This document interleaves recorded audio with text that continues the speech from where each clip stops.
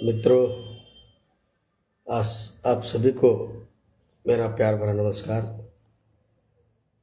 जैसे कि मैं वेंकट लाड़े, कर्नाटक प्रदेश, बीदर जिला, भाल्की तालुका एवं मेकर ग्राम से आता हूँ। कई कारणों के साथ कहीं समय पर मैं आपके साथ प्रत्यक्ष आता रहता हूँ। तो आज भी विशेषतः 2-3 विषय के ऊपर मैं आपके साथ जुड़ रहा हूँ। अलग अलग विषय के साथ, अलग अलग भाषाओं के साथ मैं आपके साथ संवाद करने वाला हूँ। फिर से आपको शुभोदय देते हुए, जैसे कि मुझे नहीं बल्कि आप सबको भी मालूम है, आज 26 नवंबर दिन है। तो इस 26 नवंबर के बहुत ऐतिहासिक दिन है हम सभी भारतीयों के लिए। आप सभी को मालूम है 26 नवंबर यानी कि संविधान दिन है। जैसे कि भारत को इसे राजकीय और सांप्रदायिक से चलाने के लिए एक कानूनात्मक जरूरत पड़ गई, तो डॉक्टर बाबा साहब अम्बेडकर के विचारों से प्रेरित, उनकी ही कृपा आशीर्वाद से हम सभी भारतीयों को आज ही के दिन यानी कि 2 साल के ऊपर उस विषय को संयम से अध्ययन कर हम सभी भारतीयों को बाबा साहब ने संविधान दिया है। और उस संविधान के तहत ही आज भारत का हर नागरिक अपने स्वाभिमान, अपने हक से एक अच्छी जीवन गुजारता है। तो पहले तो ये कानून दिन था, जैसे हमारे यशस्वी प्रधानमंत्री माननीय श्री नरेंद्र मोदी जी ने 2015 के साल में इसे संविधान दिन में बदल दिया है। तो संविधान दिन के अवसर पर आप सभी को मैं हार्दिक शुभकामनाएं देता हूँ। जय भीम। ಮಿತ್ರರೇ, ಇನ್ನೂ ಒಂದು ವಿಷಯ, ಸಾಮಾನ್ಯತಃ ನಾನು ಯಾರ ವೈಯಕ್ತಿಕವಾಗಿ ಜನ್ಮದಿನಕ್ಕೆ ಹಾಗೆ ನಿಧನದ ಸುದ್ದಿ ಬಗ್ಗೆ ಎಂದೂ ಜಾಸ್ತಿ ಹೇಳುವುದಿಲ್ಲ. ಆದರೆ ಕೆಲವು ವ್ಯಕ್ತಿಗಳು ಇರುತ್ತವೆ, ಅದರ ಬಗ್ಗೆ ನಾವು ಸ್ವಲ್ಪ ವಿವರಣೆ ಮಾಡಲೇಬೇಕು. ಅದರಂತೆ ಇಂದು ನಮ್ಮ ರಾಜ್ಯದಲ್ಲಿ ಕರ್ನಾಟಕದ ಒಬ್ಬ ಅತ್ಯಂತ ಕ್ಯಾಡರ್ ಆಫೀಸರ್, IAS ಆಫೀಸರ್ ಸ್ವರ್ಗೀಯ ಮಹಾಂತೇಶ್ ಬೆಳಗಿಜಿಯವರು ನಿನ್ನೆ ಜೇವರ್ಗಿನಲ್ಲಿ, ಕಲಬುರಗಿ ಜಿಲ್ಲೆ ಜೇವರ್ಗಿ ತಾಲೂಕಾ ಸಮೀಪದಲ್ಲಿ ಒಂದು ರಸ್ತೆ ಅಪಘಾತದಲ್ಲಿ ನಿಧನ ಹೊಂದಿದ್ದು ಅತ್ಯಂತ ದುಃಖದ ಸಂಗತಿ. ನನಗಿಂತ ನಿಮಗೆಲ್ಲರಿಗೂ ಕೂಡ ಚೆನ್ನಾಗಿ ಗೊತ್ತಿದೆ, ಮಹಾಂತೇಶ್ ಬೆಳಗಿ ಸರ್ ಅತ್ಯಂತ ಕಡುಬಡತನ ಮನೆತನ ಬಂದಿರೋದು.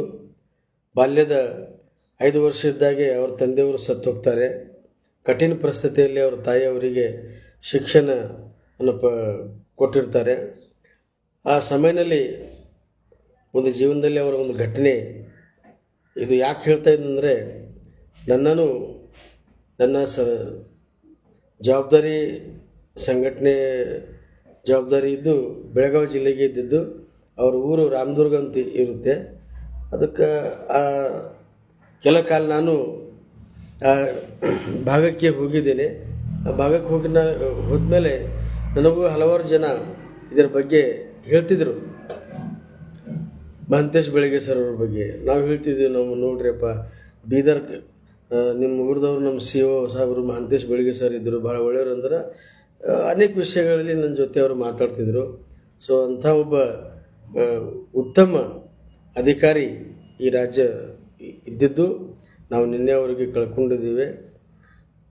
ಇದರಲ್ಲಿ ಹೇಳೋದಿಷ್ಟೇ, ಒಬ್ಬ ವ್ಯಕ್ತಿ ವಿಚಾರ ಮಾಡಿದ ಮೇಲೆ ನಾವು ಏನು ಸಾಧನೆ ಮಾಡಬೇಕು ಅಂತ ತಮ್ಮ ಮನಸ್ಸಿನಲ್ಲಿ ವಿಚಾರ ಮಾಡಿದ ಮೇಲೆ ಮನುಷ್ಯ ಸಾಧನೆ ಮಾಡಬಹುದು ಅಂತ ತೋರಿಸಿದವರು ಅಂತಂದ್ರೆ ಮಹಾಂತೇಶ್ ಬೆಳಗೆ ಸರ್ ಅವರು. ಒಂದು ಸಮಯದಲ್ಲಿ ಅವ್ರ ತಾಯಿಗೆ ವಿಧವಾ ವೇತನದ ಒಂದು ಸಮಯ ಬರುತ್ತೆ. ಅವ್ರ ತಾಯಿ ಸಾಕಷ್ಟು ಸಲ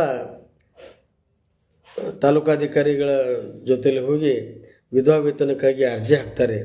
ಅದರ ಹಲವಾರು ತೊಂದರೆ ಜೊತೆಗೆ 12 ರೂಪಾಯಿ ಮಾತ್ರ ಅವರಿಗೆ ಸಂಬಳ ಬರ್ತಕ್ಕಂಥದ್ದು ಆ ಸಮಯದಲ್ಲಿ.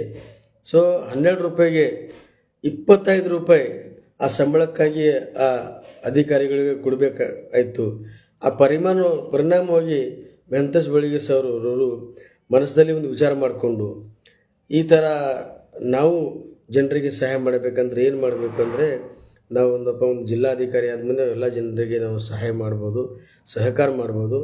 ಈ ಒಳ್ಳೆಯ ಮನೋಭಾವದಿಂದ ವಿಚಾರ ಮಾಡಿ ಅವರ ಮನಸ್ಸಲ್ಲಿ ಪರಿವರ್ತನೆ ಆಗಿ ಒಳ್ಳೆಯ ಶಿಕ್ಷಣ ಪಡೆದುಕೊಂಡು ಧಾರವಾಡನಲ್ಲಿ ಪೋಸ್ಟ್ ಗ್ರ್ಯಾಜುಯೇಷನ್ದು ಶಿಕ್ಷಣ ಮಾಡೋ ಜೊತೆಯಲ್ಲಿ ಅವರು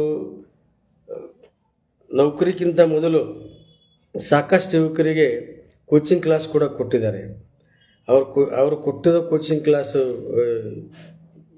ಇಂದಿನ ಕಾಲದಲ್ಲಿ ಹಲವಾರು ಆಫೀಸರ್ಗಳು ಆಗಿದ್ದಾರೆ.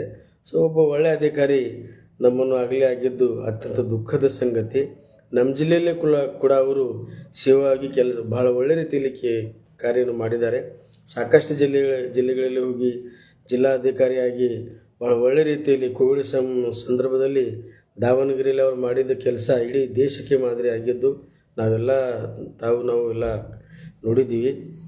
ಅದಕ್ಕಾಗಿ ಇದು ಮಹಾಂತೇಶ್ ಬೆಳಗೆ ಸರ್ ಅವರ ನಿಧನದ ಸುದ್ದಿ ನಮ್ಮೆಲ್ಲರಿಗೆ ಇಡೀ ಕರ್ನಾಟಕ ರಾಜ್ಯದ ಎಲ್ಲ ಜನತೆಗೆ ಅತ್ಯಂತ ದುಃಖಕರ ಸಂಗತಿ ಆಗಿದ್ದು, ಈ ಸಂದರ್ಭದಲ್ಲಿ ನಾವು ಇಷ್ಟೇ ಹೇಳೋದು, ಅವರ ಕುಟುಂಬದವರಿಗೆ, ಅವರ ಬಂಧು ಬಳಗದವರಿಗೆ, ಅವರ ಮಿತ್ರರಿಗೆ ಈ ಬೆಳಗೆ ಸರ್ ಅವರ ನಿಧನದಿಂದಲೇ ದುಃಖ ಆಗಿದೆ.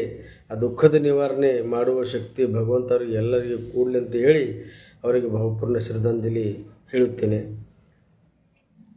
मित्रांनो, तिसरा विषय असा आहे, फक्त तो बिदर जिल्ह्याला संबंधित राहील.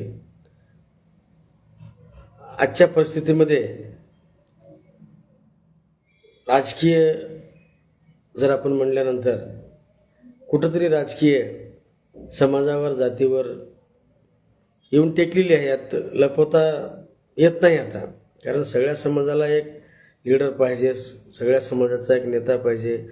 समाजाच्या लोकांना पण ते असतं आणि त्या नेत्याला पण असं असतं. तसंच कर्नाटकमध्ये सर्व समाजाला वारंवार लीडर आहेत, होतात, तयार राहत आहेत, पण मराठा समाजाला कुठंही नाही. तर त्याच अनुषंगाने आमच्या राज्याचे कामगार मंत्री माननीय श्री संतोष लाडजी साहेब ही बाब लक्षात घेऊन एवढा मोठा कर्नाटकमध्ये मराठा समाज राहून या समाजाला दिशा दाखवणारं कुठंतरी आपण कम पडत आहोत. मीच दाखवावं असं नाही, पण समाजातील सर्व प्रमुख व्यक्ती एकत्र करून जेणेकरून समाजाला एक चांगल्या मार्गावर न्यावं आणि समाज मुख्य धारेमध्ये यावं, यासाठी संतोष लाड साहेब येत्या 30 तारखेला जे बिदर इथे मराठा स्वाभिमान मेळावा जे आयोजित केलेला आहे, त्यामध्ये संतोषजी मुख्य कार्यबिंदू म्हणून येत आहेत. तरी सर्वांनी तमाम बिदर जिल्ह्यातील मराठा बांधवांना विनंती आहे, पक्षपात बाजूला ठेवायचं.